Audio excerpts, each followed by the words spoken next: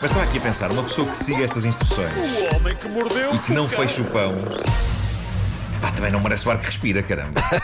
Ele não me disse para fechar o pão, agora vou ter que comer isto assim. Título deste episódio: Sonhando que se pintam tomatinhos com lápis de cor enquanto se foge à cruel ceifeira. Não, tudo bem. Tem algo de O assustador. título é bem Vamos a fraco, isso.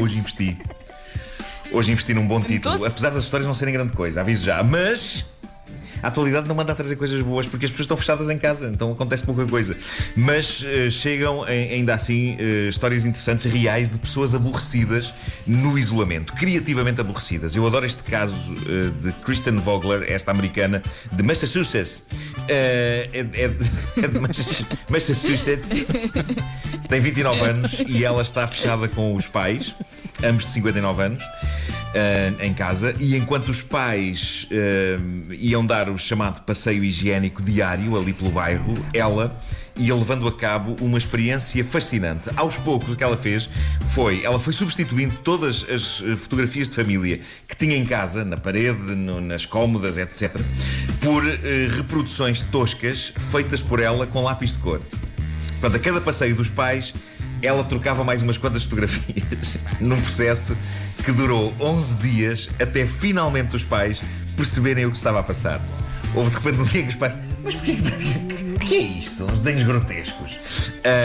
Epá, eu achei isto maravilhoso. Isto consegue ser parvo e fascinante, mas mais parvo e fascinante foi aquilo que serviu de inspiração a Kristen para ela levar a cabo isto.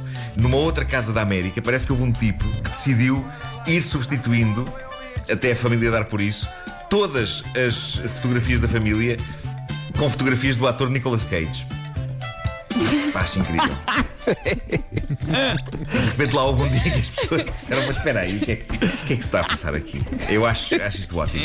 Acho genuinamente uma boa dica de passatempo para estes tempos. Eu proponho às pessoas que façam isto, mas em vez de ser com fotos de Nicolas Cage ou desenhos de lápis de cor, que o façam com fotos minhas e que no fim não voltem a substituir as fotos. Eu sou uma personalidade que fica bem em qualquer cómoda ou psiché. E quem diz psiché diz psiché, como muita gente diz. Eu fico bem em qualquer casa, em qualquer... Bom, desse antro de desabafos intensos e mágicos que é o site Reddit, chega a história de uma outra rapariga americana que foi lá desabafar sobre a falta de talento do namorado para escolher nomes marotos para lhe chamar a ela durante o ato físico do amor. Segundo o que ela conta, a relação deles está algo tremida, já não tem o calor de outrora e uma das razões, diz ela, pode ser o mero facto de ele preferir jogar videojogos a estar com ela e também de, nas palavras dela, ele ser um bocadinho porco por estes dias. Porco no sentido de não tomar banho. Ele está a deixar as coisas arrastar-se, ok? E então, o entusiasmo dela por ele anda compreensivelmente a esmorecer. Dito isto, eu acho que é de aplaudir o esforço dela para manter viva a chama da relação. Ela diz que pediu-lhe a ele que nas suas relações ele seja mais atrevido e que, por exemplo, diga coisas marotas durante o ato. E pronto, aquilo que se chama o dirty talk, não é? Conversa badalhoca durante Sim. o ato. E assim foi e correu mal. Correu mal porque, no calor da paixão, diz ela, a única coisa que lhe ocorreu a ele dizer foi chamar-lhe My Dirty Little Tomato. Em português, meu tomatinho sujo. E diz ela que... Epá, ela diz que foi instantâneo. Assim que aquelas palavras lhe saíram da boca, toda a excitação dela foi pelo cano abaixo em segundos e acabou. Não foi possível. Claro. Já não foi capaz de continuar. Pá, quem é que chama a pessoa amada meu tomatinho sujo? Eu acho que ele possivelmente estava a pensar nos seus fracos cuidados de higiene por estes dias, ao nível de uma zona específica do seu corpo. Está com o tomatinho sujo. Ela a chamar. Olha, será que ele tomou banho antes de lhe chamar isso? Não sei. Pois é, Não ela sei, o que é certo é que ela agora diz que está a pensar em deixá-lo. Pronto, ainda. Não é? Pois, agora ao contrário, é esquisito, não é? Sim, não faz sentido. Não faz sentido. Ela agora diz que está a pensar em deixá-lo, diz que este descontentamento com ele arrasta-se há muito tempo, a rotina instalou-se com a passagem do tempo. E agora pergunto a vocês, mas há quantos anos dá-lo junto? Na verdade, 6 meses. Mas atenção, 6 meses são os novos 20 ok. anos. Atenção, hoje em dia. Claro. 6 meses são os novos 20 anos. Bom, um advogado americano, Daniel Elfelder, é o nome dele, é assim. Que? Como? Daniel Elfelder é o nome dele, ok? O H. Felder.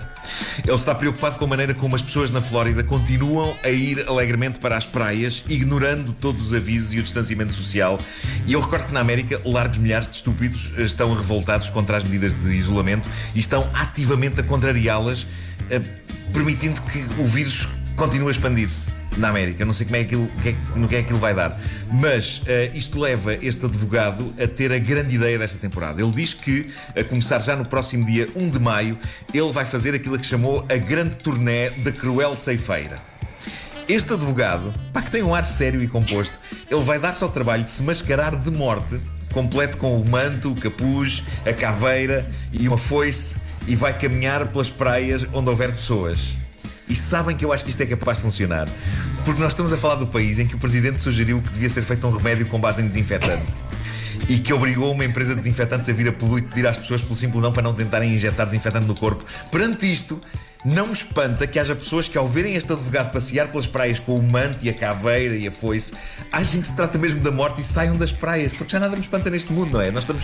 Isto é uma espécie de idade, uma nova idade média, só que com computadores e iPads. Mas ele vai fazer isto, ele vai fazer a grande digressão da morte.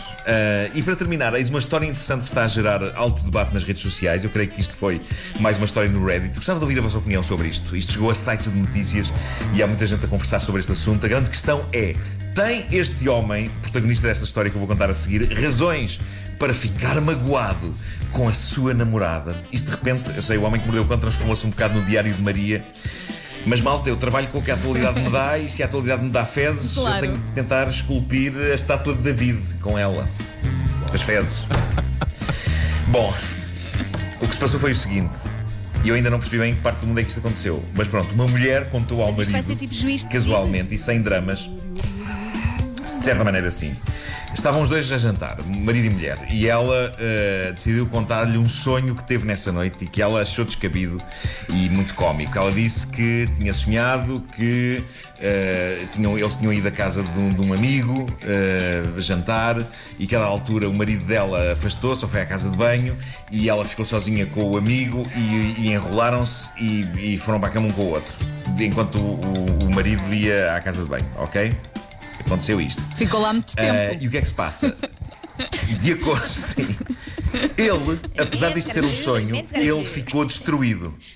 Ele ficou destruído, apesar de ser um sonho. E, de acordo com as descrições dela, ele amuou e fechou-se num quarto, batendo inclusivamente com as portas, em fúria e frustração. E ele diz que o que o magoou mais foi o sorriso dela enquanto contava este sonho. Ele diz que ela sorriu.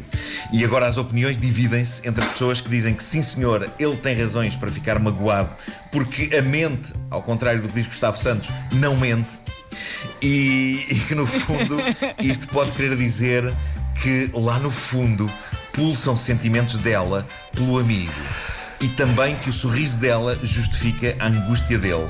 Por outro lado, caramba, ela contou-lhe, não é? E o facto dela lhe ter contado, eu acho que tem de servir de atenuante, porque se ela sentisse alguma coisa pelo amigo, ela se calhar tinha guardado o segredo, o sonho para ela e não tinha contado. Também é verdade.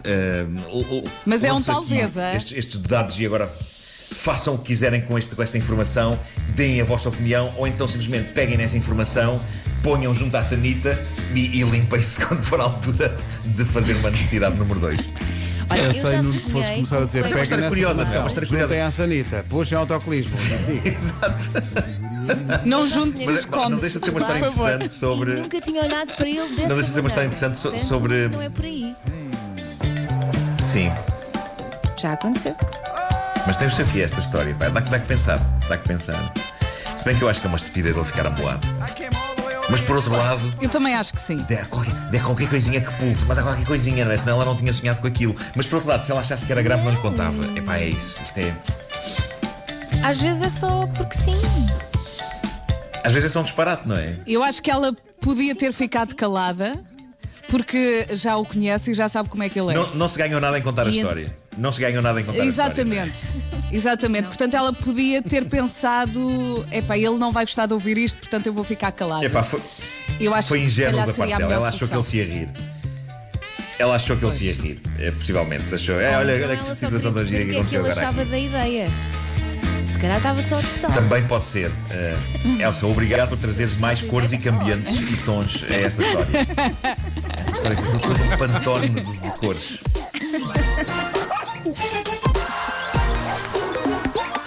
O homem que mordeu o cão.